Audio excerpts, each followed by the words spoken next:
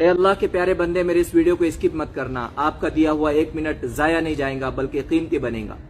اگر آپ کے گھر میں کوئی غصہ کرنے والا ہے، چاہے آپ کے والد ہو، چاہے آپ کی والدہ ہو، یا پھر بڑا بھائی ہو، یا کوئی بھی بہت زیادہ غصہ کرتا ہے، یا پھر بچے ہو بہت زیادہ ضد میں آتے ہو، تو قرآن شریف کی یہ چھوٹی سی آیت 7 مرتبہ پڑھ کر پانی پر دم کر کے ان کو پلا دینا. انشاءاللہ ان کے مزاج میں تبدیلی آئے گی اور وہ بہت زیادہ سمجھدار بھی بنیں گے اور نرم مزاج بن جائیں گے.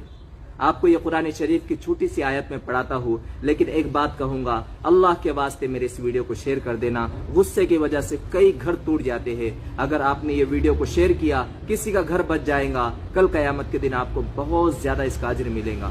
میرے ساتھ میں وہ قرآن کی آیت پڑھے. بسم اللہ الرحمن الرحیم. یا نارو کونی برداً وسلاما علی ابراہیم. 7 مرتبہ پڑھ کر پانی پر دم کرے اور گھر میں سب کو پلا دے.